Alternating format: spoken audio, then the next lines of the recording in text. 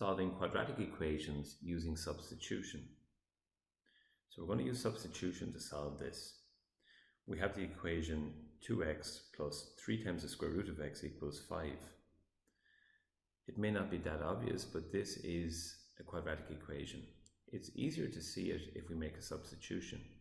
If we let x be a squared and the square root of x be equal to a, we could rewrite this equation as 2 times a squared instead of 2x and 3 times a instead of 3 times the square root of x, and that equals 5.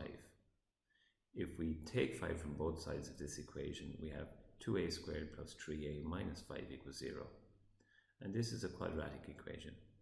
So now we're going to factorize and solve this equation. So I'm going to use this using the array method. We know that a quadratic fits inside the quadratic grid and has 2 linear factors. So we create a rough work here for our factorization. We know that 2a squared goes into the first box and the negative 5, the constant term, in the opposite end of that diagonal. When we multiply 2a squared by negative 5, we get negative 10a squared. The missing parts in the other diagonal must multiply to this as well. The sum of this diagonal is 3a.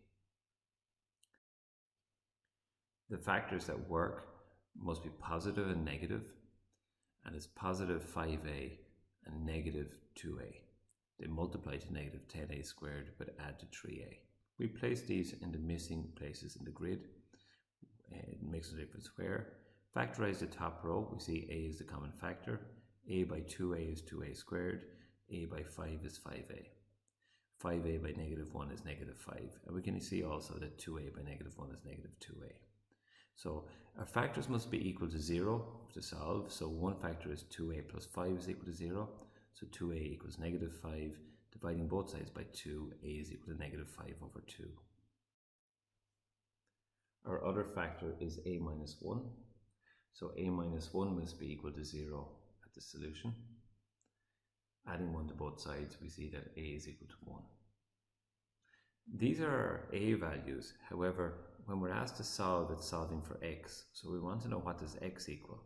Now, going back to the start, we know that x is a squared. So squaring our two solutions, negative 5 over 2 squared will be 25 over 4. And when we square 1, we get 1. Now, we have two solutions, but the both might not work. So we actually have to check our solutions into the original equation to see that they both work.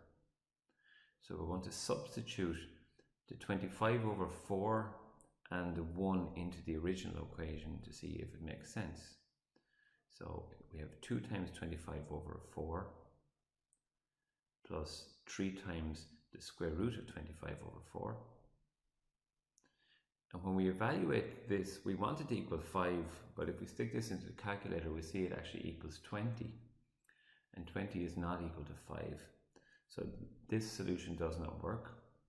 So we'll have to reject the 25 over 4 as a solution for x.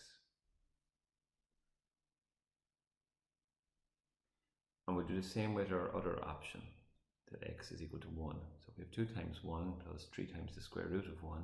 And we see that that does equal to 5. It's 2 plus 3. So we can accept this solution. So the solution to our question is that x is equal to 1.